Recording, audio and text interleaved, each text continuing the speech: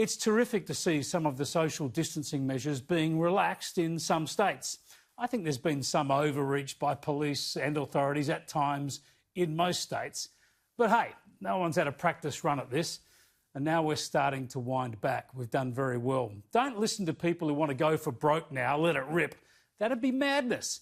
We've avoided the trauma of China, Europe and of the US. It'd be disastrous to lose control now and have that sort of chaos unfold here.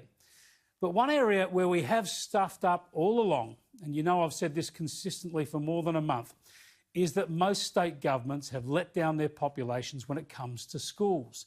The fact that all of our kids aren't at school right now is a national disgrace. We all understand the early caution. We all understand that as we were coming to grips with the pandemic and wondering how bad it would get and waiting for more information on infection trends, we can all understand why schools took some time off then and went to holidays early and invested time and resources in developing online learning options. But just because they've done that doesn't mean they have to use them. Kids deserve to be in school. Kids do better at school. Kids need school.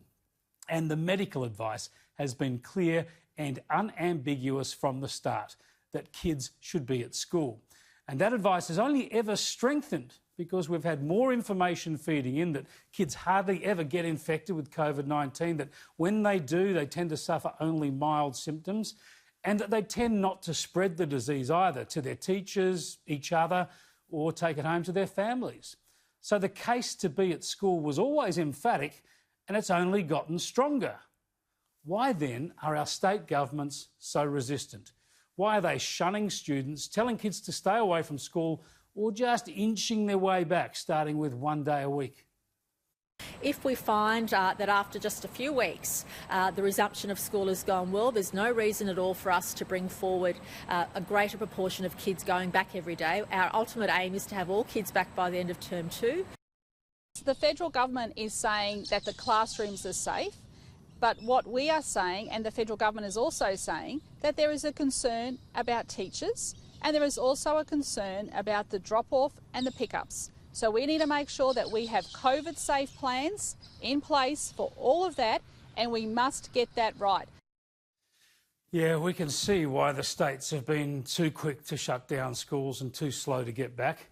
I'll tell you why, because governments, Labor and Liberal, give in to the teachers' unions. And the teachers' unions, who are forever campaigning, of course, for smaller classes and the like, they've taken this opportunity to push for less schooling and less face-to-face contact and much more time to work up online teaching. In Victoria, the Chief Medical Officer has argued that schools should be closed to stop parents mixing at drop-offs, just as we heard there from Anastasia Palaszczuk in Queensland as well, or to prevent teachers mixing in staff rooms. I mean, give us a break. As if we can't avoid this sort of stuff with some sensible arrangements. There has been a test case, the state of South Australia. Schools there have stayed open all along, and there's been one infection.